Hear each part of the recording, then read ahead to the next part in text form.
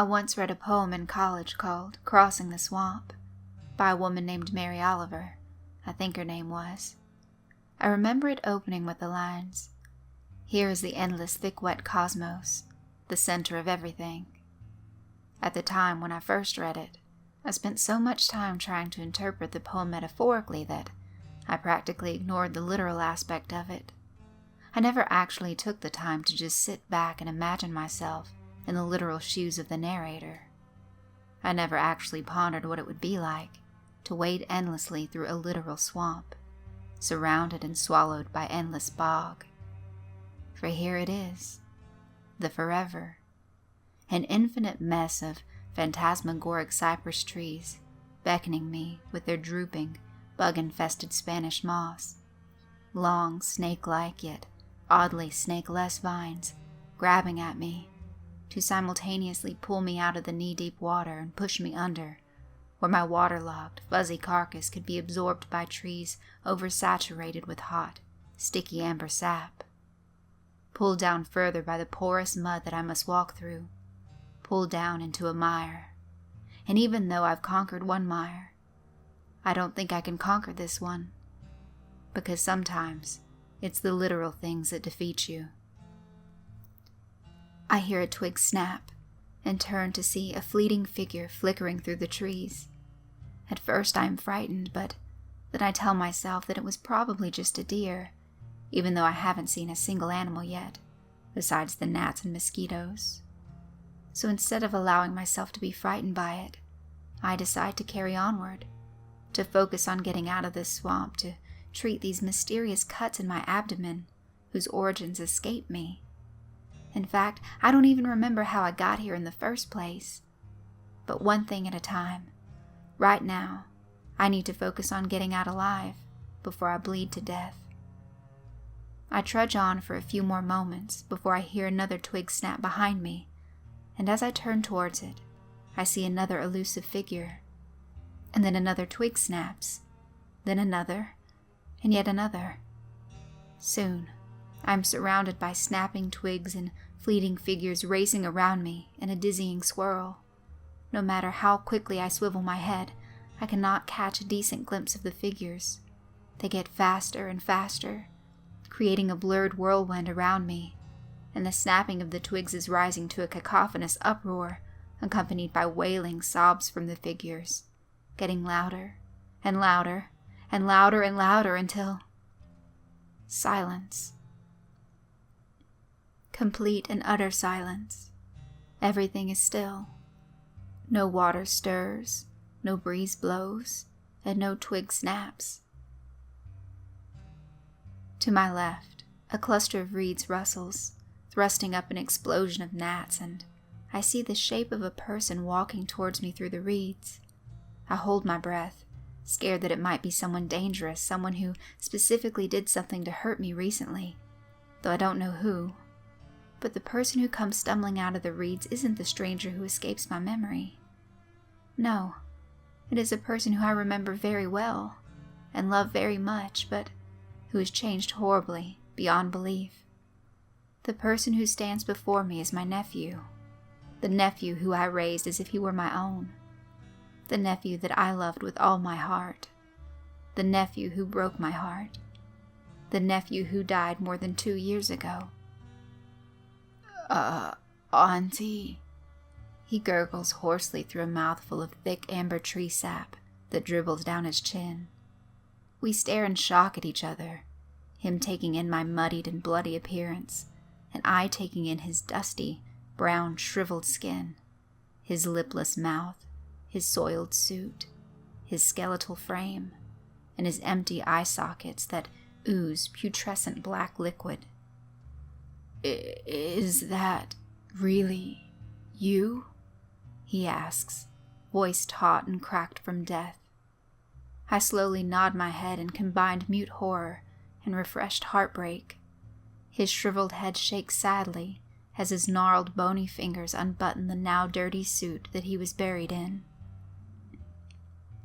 The white button-down shirt is stained black and red, and as he solemnly pulls back the shirt, black-red fluid squirts out of the bullet hole in his abdomen, fluid that is a horrifying mixture of liquid rot and fresh blood, trickling down his legs and tainting the water around him. "Why do you show me this?" I whispered tearfully, easily heard over the strangely silent swamp. "I know what happened to you. I know what that man did to you." "Don't blame him," he moans, spitting tree sap out of his mouth as he talks. "Don't blame him." "But he shot you and left you to die," I say, slowly shaking my head in disbelief, not so much at his words, but at his presence itself. At this, his head snaps suddenly off his neck, and his hands catch it before it can fall into the sticky water. "Don't blame him," he repeats, sap oozing out of the opening where his neck used to be attached. "Please, please don't blame him. God knows I don't." "How can I not blame him?" I sob. "He took away the closest thing I had to a son, and because of him, I had to watch, powerless, as you slipped further and further away." "No," he answers. "I was there the whole time. The only thing slipping away was my humanity." "No, don't say that. You weren't there. You were unresponsive in a coma because you hit your head on the concrete." "I was there, Auntie. I heard your sobs. I heard your stories, and I felt your tears on my arm. But I couldn't do anything except lay there in silence." "No," I wail, splashing to my knees. "No, don't say such things. Don't torment me this way. You're not even real. You're not here. You're dead. You're just a hallucination." "If you insist." My decomposed nephew sighs sadly, crumbling in on himself and collapsing into the stagnant water. "No!" I scream, running over to where he stood, ignoring the pain in my abdomen. "No, I didn't mean it. I didn't mean it. I take it back. Just please don't leave me again. Don't leave. I miss you. I need you. Please come back.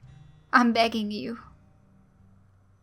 I crouch over to feel for his remains in the water, but collapse from pain and dizziness.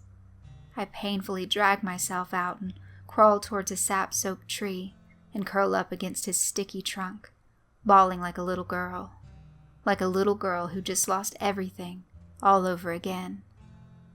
Eventually, after I stop crying, I reapply the mud over my wounds to slow down the bleeding, though I know that it guarantees infection.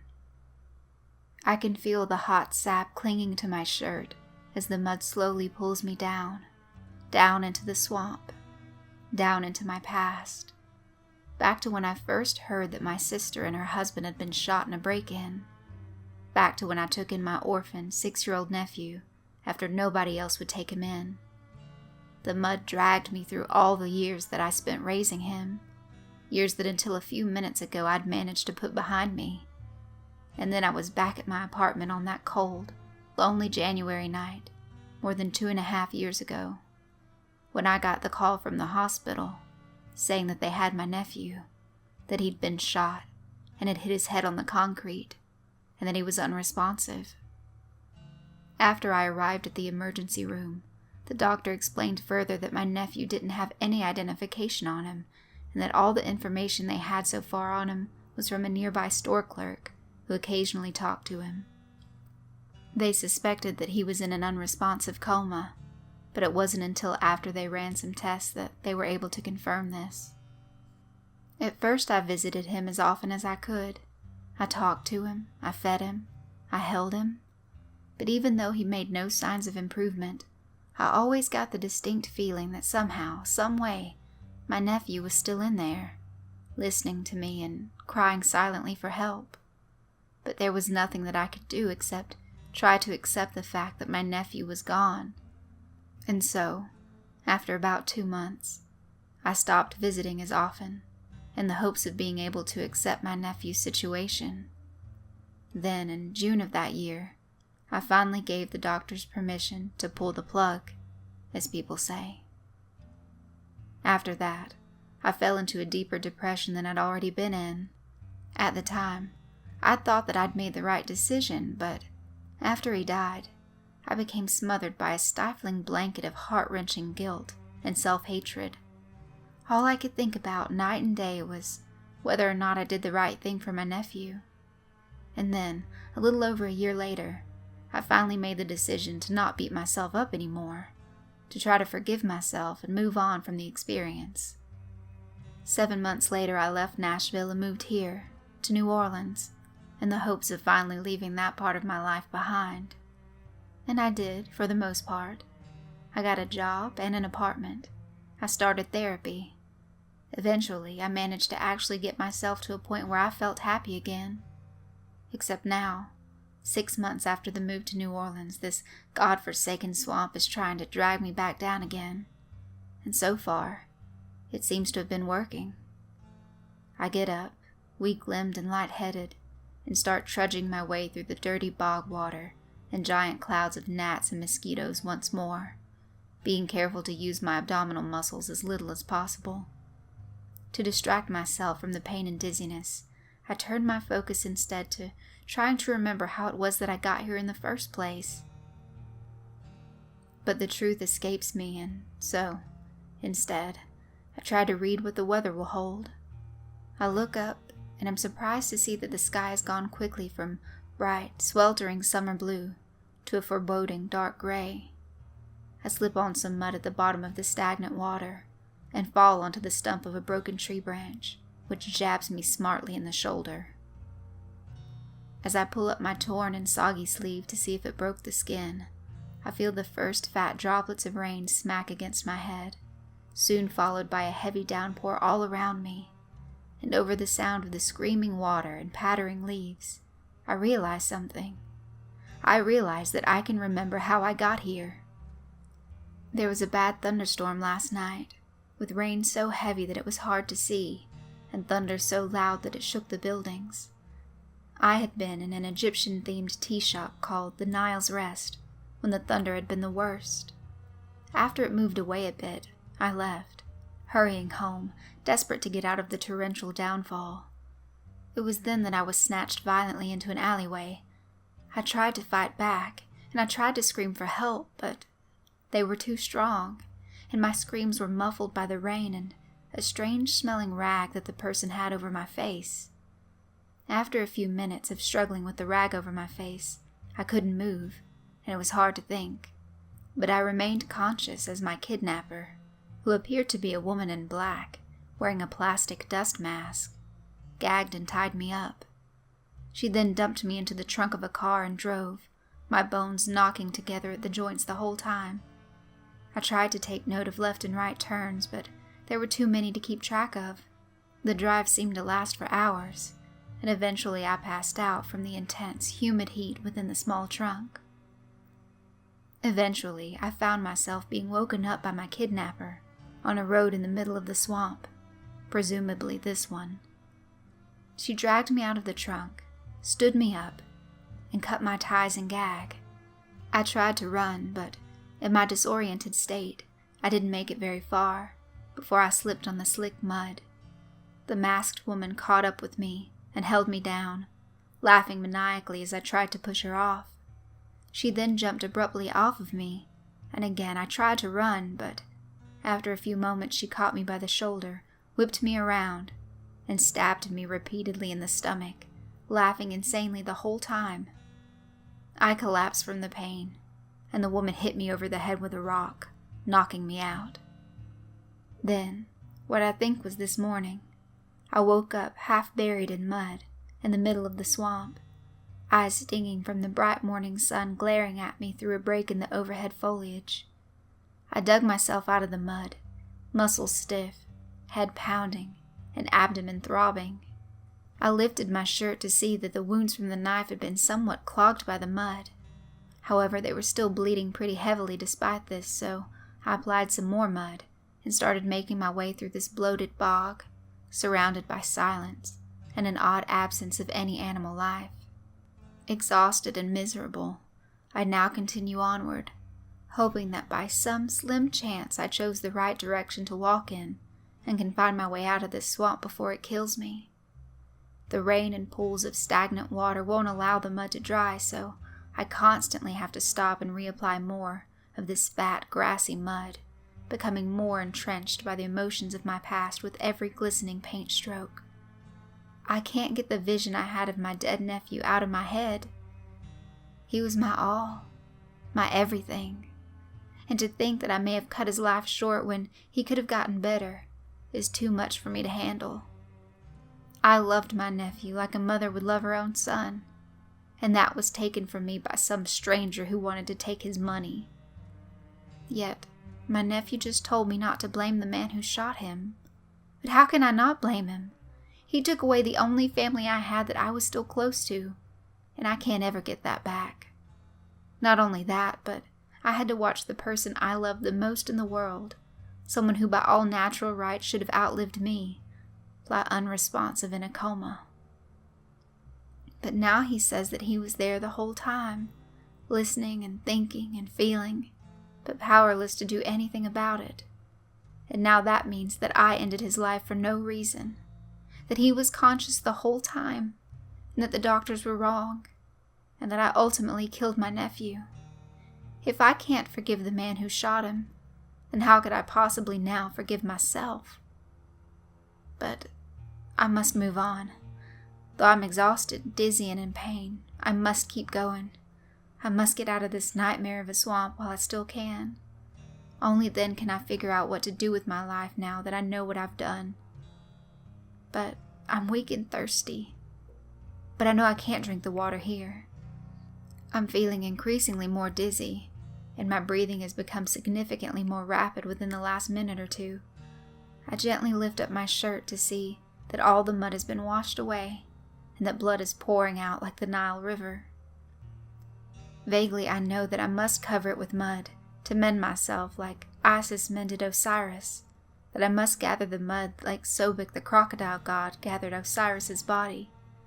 I bend down to scoop it, my head a cycle of the moon around my body, but the world swirls around me, and I'm sent sprawling onto the ground, face up to the cosmos beyond. I'm not sure where I am exactly, whether in Cairo or Giza, or even somewhere else, but I do know that the seasonal monsoon seems to be spinning around me, and that the heavy water stings my face. I close my eyes to the world to wait for the season to end, for whatever comes next. Auntie, is that you?